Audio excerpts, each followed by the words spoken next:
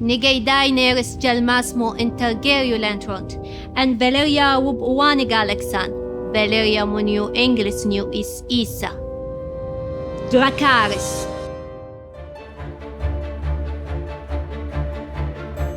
سنة 2011 نزل مسلسل جيم اوف ثرونز وحطم كل الأرقام القياسية.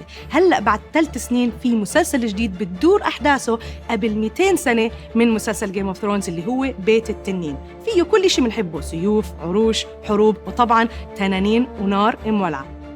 خلينا نشوف شو رأي الناس وهنعمل نقاش حوالين شو توقعاتنا لهذا المسلسل قبل ما ينزل. اسمي سليمان المخضب، أنا حالياً طالب فيلم ميكن بآخر ترم له. إن شاء الله قريباً راح أتخرج وأبدأ أصنع بعض الأفلام إن شاء الله. أذكر الفترة اللي أول ما نزل فيها جيم اوف ثرونز الكل كان ما يعرفه. أنا تابعت أول حلقة وتحمست بشكل لدرجة أني علمت كل أصحابي عنه. أول ما انتهى جيم اوف ثرونز حسيت إن في شيء نقص في حياتي، في شيء خلاص أنا خسرته. أنا اسمي سعد العباسي، فلسطيني مقيم بدبي، عمري 33 سنة، بشتغل كسينيور ستراتيجيست. أي حدا بيعرفني بعرف إنه أنا يعني كتير بحب أتابع مسلسلات وبتابع أفلام. علاقتي بمسلسل جيم اوف ثرونز صراحة يعني علاقة تقريباً مش موجودة. تابعت موسمين بس للأسف ما عجبني. مرحباً، معاكم سومي، معروفة باسم سومي كوسبلاي. كوسبلاير مغنية بالوطن العربي وخصوصاً بالخليج. طبعاً كوسبلاي معناتها إني أتقمص شخصيات من الأفلام، المسلسلات، الأعمال، كل شيء.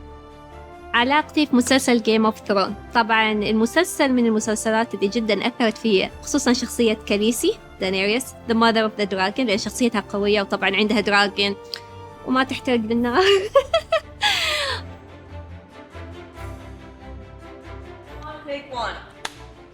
أهلا وسهلا. أهلاً. كيفكم؟ كيف حالكم؟ تمام. خليك مرتاحين؟ كله الحمد لله. تمام. اوكي، جينا اليوم هلا نحكي عن هاوس اوف ذا دراجون، وطبعا العالم اللي هو فيه اللي هو عالم جيم اوف ثرونز. فخلينا نبدا بالبدايه، بدي اسمع منكم شو علاقتكم بجيم اوف ثرونز؟ شو جيم اوف ثرونز بالنسبه لكم بالضبط؟ جيم اوف ثرونز هذا أكثر مسلسل تعمقت فيه، صرت على قولتهم جيك فيه. خلاني أحب مجال حتى الأفلام والتصوير والسينما بشكل عام. يعني سوني اكيد جزء من حياتك لا يتجزأ، يعني طبعاً بطل الحلوه مدام. جيم اوف ثرون من احدى المسلسلات المفضله عندي، ومثل ما تشوفين دانيريس the mother of the dragon. طبعا اكيد احب الشخصيه. اظن علاقتك بتختلف شوي مع جيم أنا اوف أي شيء ثرونز. حكوه أنا ضده تماماً. أيوة. للأسف جيم اوف ثرونز يعني ما كان من المسلسلات اللي شدتني. اعطيني عيوبه.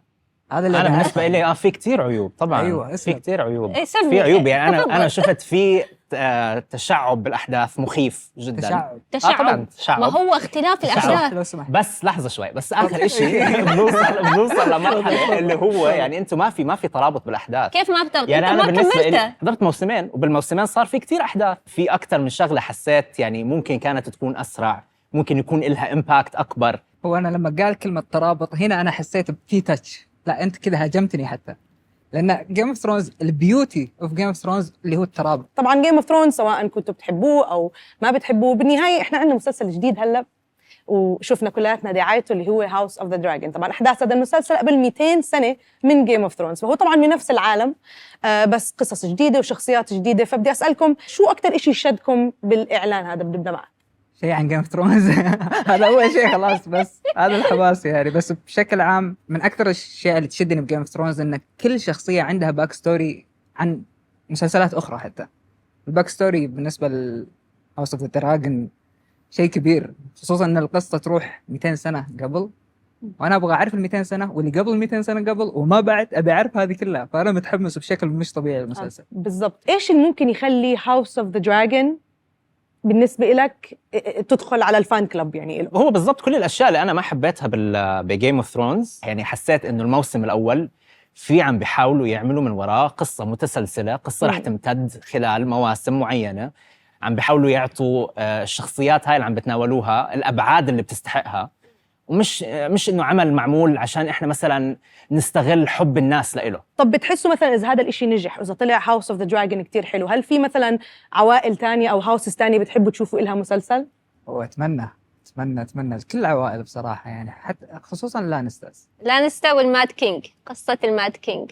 طيب كشخص بعيش عالم الكوسبلاينج وبتعامل معاه، ايش اكثر إشي بتركزي عليه مثلا او بتحسيه انترستينج بالنسبه للكوستيوم اللي ممكن تلبسيه؟ هل هو مثلا الاسلحه، هل هو القماش، الشعر والميك اب؟ ايش اكثر إشي بشدك؟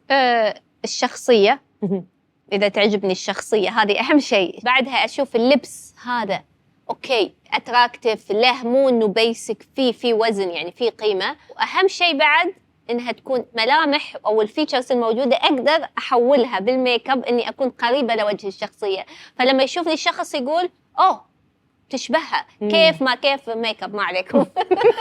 في شيء شفتيه بالاعلان بالذات لفت انتباهك تحكي هي لبسه؟ في اللبس الأحمر مع الجولد انتبهت له عشان كان أحمر براق ومعاه شيء سيلفر على جولد.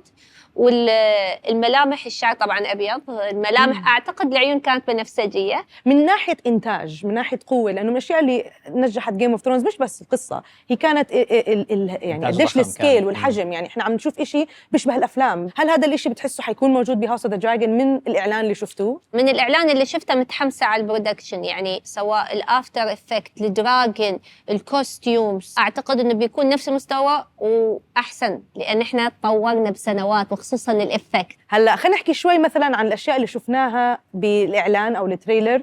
في كتير اشياء كانت او ايستر ايجز موجوده عن اشياء جاب سيرتها بجيم اوف ثرونز، كانوا يحكوا عنها بس ما شفناها. ايش في شيء شفناه بالتريلر اول مره حنشوفه حكوا عنه قبل؟ واحده من الاشياء اللي انا جدا متحمس لها ان بنشوف تنانين اكثر، فابغى اشوف علاقتهم مع التنانين، كيف يعاملونها، ايش نظام التنانين، اعمارهم، اعدادهم، اشياء كثير. حبس انا بتحبس. بالنسبه لك في شيء شفتيه مثلا حسيتيه متحمسه تشوفيه من التريلر بس حسيتي تشوفيه من المسلسل؟ والله صراحه اول ما شفت الدراجونز اشتاقيت لاصواتهم لما يصرخوا الدراجونز. للاسف حتفق معهم طبعا، هي نهايه العالم هلا بس. وطبعا بدي اشوف التنين، يعني بدي اشوف، بدي اخليه يحرق الدنيا كلها ويحرق جيم اوف طيب انت لو كملت جيم اوف ثرونز شفت التنانين يعني؟ ما شفتهم على فكره، شفتهم لما فقسوا. اذا بدنا نتخيل في عقلنا شغله واحده لازم نشوفها، لازم بذا هاوس اوف نشوفها، ذا دراجون، لازم شغله نشوفها. واحده، الصدمه. كلمه واحده. اوكي انا بدي احكي مذابح. والله صعبه كلمه واحده، بس اقدر اقول جلطات. كلياتنا بدنا مفاجآت، ان شاء الله تكون مفاجآت ايجابيه وننسى كل شيء صار سلبي او ايجابي قبل، ونلاقي تجربه جديده حلوه لنا كلنا. فيعطيكم العافيه وشكرا. الله يخليك، تشرف فيك، الله يخليك. دراكارس. يا ساتر. وهيك خلصنا نقاشنا، وبنستنى بالسيوف والدروع والأدرينالين وحماس قد التنين. فيكم تحضروا الموسم الأول من هاوس اوف ذا دراجون حصرياً على OSN+.